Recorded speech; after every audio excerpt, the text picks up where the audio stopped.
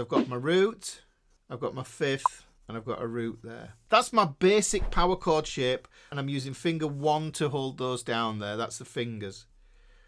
Because it's on the E string, we're going to call it an E-shaped power chord. We'll call it E5. Then, if I do the same thing here, you can see it's exactly the same shape for the A5 power chord.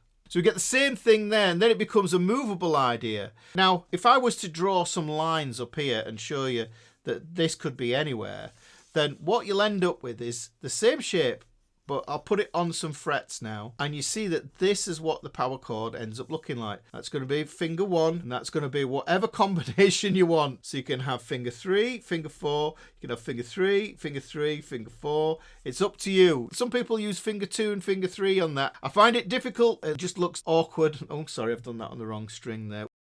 I'll put this root note on the A string, then I get the fifth here, and then I get a root here. So you can see that the same thing has happened. We've got first finger, we get the third and fourth there, we get finger 3, and finger 4, finger 4. So these are options, how you want to play it. And like I said, this is an optional note to add as well. It's not necessarily something that you have to play. Boom! Look at me! Fancy schmancy today. So if I was to look at this as being an E-shaped one, this is why I'm calling it this, whatever note I have on my E string, that's going to be the root note of the power chord. And what we can do is we can take any chord and we can substitute it for it. So if it was a G major chord, this would work. If it was a G minor chord, it would work. There would be something missing from the sound.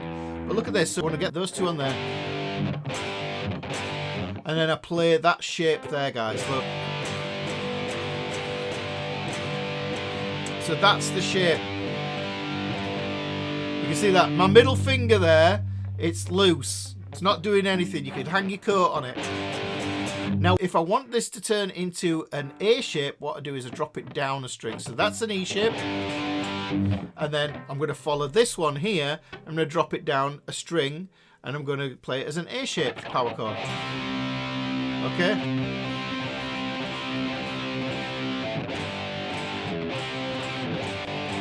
So now you can see I've got two shapes that I can move. Let's go back to main camera. The root note of the power chord is under there.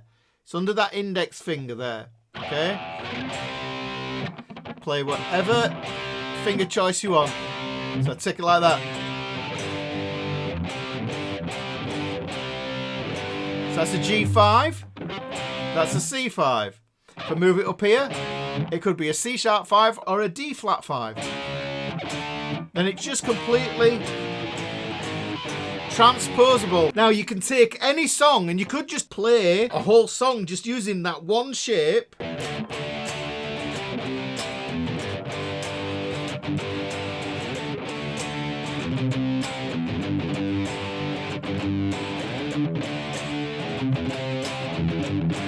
That sounds completely different. And that's the difference between the open power chords, which are the caged ones, and these fretted E shapes and A shaped ones. What we different to,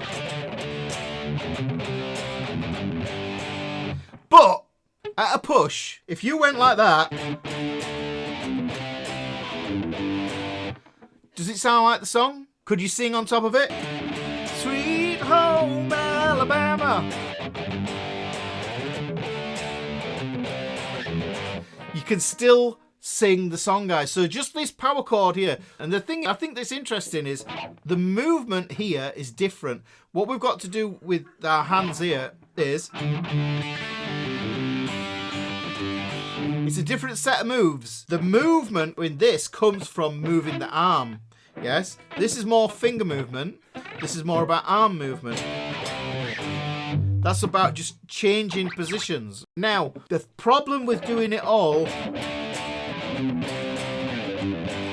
there, like that, is there's a hell of a lot of movement. We don't want all that movement because you've got to target and your eyes are moving, your hand-to-eye coordination. You've got to keep an eye on what you're doing. But there is a way around it. So we've taken the E shape and the A shape there. We know that we can now change them into being movable power chords. And this root note is any fret. So this is where it gets interesting, guys.